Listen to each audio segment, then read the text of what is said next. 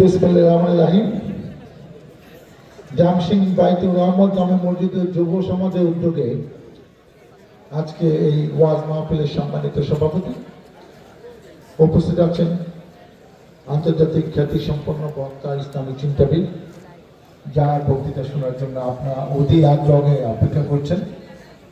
আমার আপনার সকলের প্রিয় ব্যক্তি আল্লামা তারেক মনোয়ার ভাই, উপস্থিত রাজনৈতিক দলের নেতৃবৃন্দ, এলাকা মুরব্বিয়ান, মুসল্লি ভাইরা এবং যে সকল মা বোন বাড়িতে বসে পর্দা আড়ালে আলাদা প্যান্ডেলে আমার এই বক্তব্য শুনছেন, আসসালামু আলাইকুম। এদেশে 90% লোক মুসলমান, কিন্তু আপনারা দেখেন যারা ক্ষমতায় ছিল এরাও বেশিরভাগ মুসলমানই ছিল। এমপি বলেন, মন্ত্রী বলেন, প্রধানমন্ত্রী বলেন, কিন্তু কি একটা অদৃশ্য করেন, ওয়াজ মাহফিলের নাম শুনলেই না তাদের মনে হয় যে না জানি কি এখনই মনে আন্দোলন শুরু হবে তাদেরকে পতনের জন্য। আজকে এই তারেক মনোয়ার ভাই 14 থেকে 19 সাল 5 বছর দেশে থাকতে পারে নাই।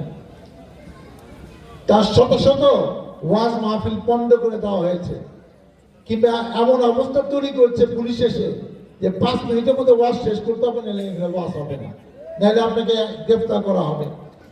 আমার মিজানুর রহমান আজহারিকে দেখছি, তাকে কেমনে বাই ফোর্স একটা বিদেশি রাষ্ট্রের চাপে তাকে মালয়েশিয়ায় ফেরত পাঠানো হয়েছে।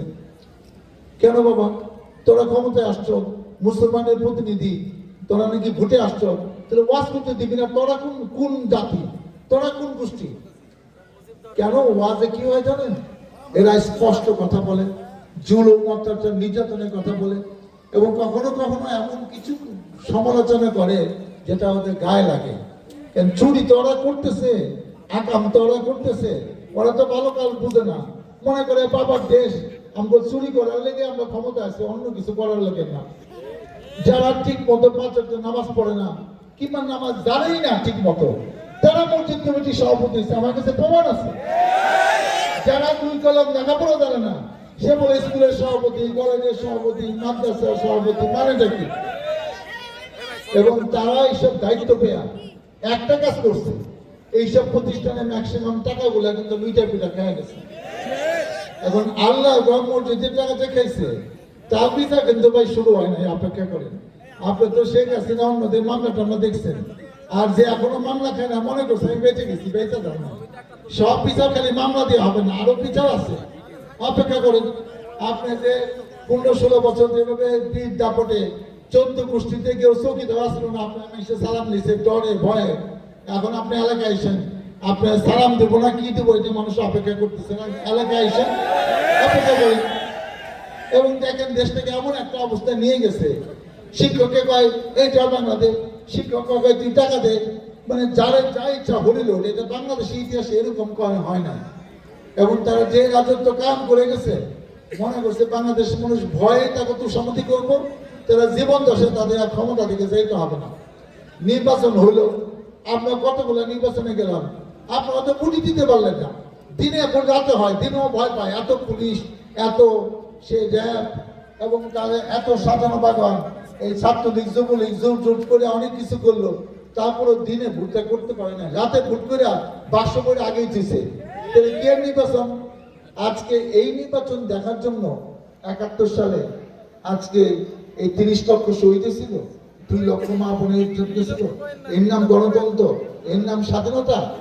শেখ হাসিনা মনে করছে আমার আর কেউ ধরতে পারবো না, আমি এমন একটা রাজা বাদশার মতো সিংহাসনে বসে আছি, যে কিছু করবো তারা গুম করুন, তারা আয়না ঘরে পাঠাবো, তারা মামলা দিয়ে দেবো, তারা ধরে নিয়ে মাইরা ফেলাবো।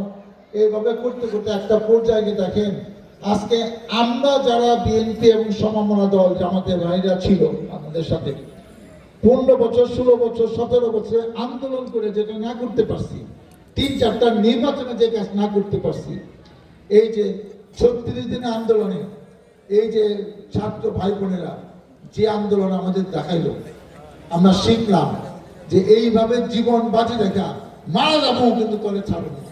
তো বিদায় না হওয়া পর্যন্ত আমরা বাড়িতে ফিরে যাব না। আমরা এই কথাটা বক্তৃতায় বলি, কাজে প্রমাণ দিতে পারি নাই। এই ছাত্ররা কিন্তু সেটা প্রমাণ দিছে। আজকে আমরা যখন কোনো কিছুতে না পারতাম আন্দোলন সংগ্রামে গিয়া, অনেক মামলা করতো, বাড়িতে পুলিশ হইতো, যেখানে মিছিল মিটিং সেখানে পুলিশ গিয়ে দাঁড়ায় থাকতো। কখনো পলায়ে থাকছি মাসকে মাস, নামাজটা তো পড়তাম পলায়ে থেকে, আল্লাহর কাছে দোয়া করতাম, হে আল্লাহ তোমার ক্ষমতা আমরা জানি, কত জাতি যারা বিশৃঙ্খলা করছে, যারা মুসলমানদের অত্যাচার করছে তাদেরকে নিশ্চিহ্ন করে দিচ্ছে, ইসলামী ইতিহাস পড়ে আমরা দেখছি। তো এই জালিম সরকারকে তুমি আর নিবা না? কবে নিবা? কবে নিবা? আমি নিশ্চিত আমাদের মতো আপনারাও অনেকে এই দোয়া করছেন। এই যে মনে হয় 5 বছর দেশে থাকতে পারে না, তার দোয়া কি আল্লাহ কবুল করে না? আল্লাহ মুচকি আসছে, অপেক্ষা করো, অপেক্ষা করো। আমার ক্ষমতা কি, আমি কি পারি, সময় মতো তোমাকে দেখাবো।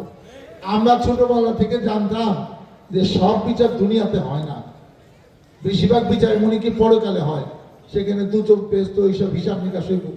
কিন্তু দেখেন আল্লাহ এমন একটা বিচার আমাদেরকে সারা 18 কোটি মানুষকে দেখাই দিল যে তোমরা এমনই অত্যাচার করছো, তোমরা দেশে এখন আর থাকার প্রয়োজন নাই, তুমি জীবন নিয়ে চলে যাও, দেশের মানুষকে শান্তি দাও। এবং সে জীবন নিয়ে চলে গেছে। পৃথিবীর ইতিহাস নাই, 300 সবাই বলেছে, কেন রে বাবা তোরা না ভোটে পাস করছেন, পলাশ কেন? তখন জনগণ ভালোবাসে, তুই জনগণের সামনে যা, তুই পলায় পলায় কোথায় আসো? আবার এক এক সময় এক একজনে দেখি যে টিভি পড়তে দেখে ওরে পাওয়া গেছে, ওরে পাওয়া গেছে, পলায়ও শান্তি নাই। যে আত্মীয় বাসায় থাকে, যে জানেন বাসায় থাকলে যদি এইসব পুলিশ আমারই শুনতে পারে, কে জানে তারাও কি পুলিশে করে দেয় কিনা যে আপনি যারা খুঁজে তো আমার বাসায় লয়ে যান, আমার নামটা করে না। কি যে কাহিনী হইতেছে, এই কাহিনী পরে আমরা আস্তে আস্তে জানবো।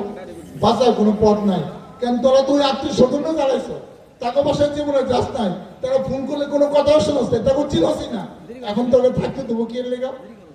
কোনো আত্মীয় বাসায় থাকিস না, বাইচা থাকলে সারেন্ডার কর, নেবে তোকে আরো বিপদ আছে, তোরা এটা জানো।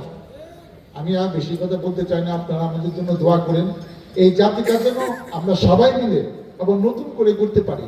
আজকে যে ছাত্ররা ডাক্তার হইতো, ইঞ্জিনিয়ার হইতো, সচিব হইতো, আমাদের মতো রাজনীতি হইছিল, তাদের আপনি গুলি করে মেরে ফেললেন। আপনি মনে করছেন যে এদের মাইরা মাইরা আবারও ক্ষমতা অনেক দিন থাকবো।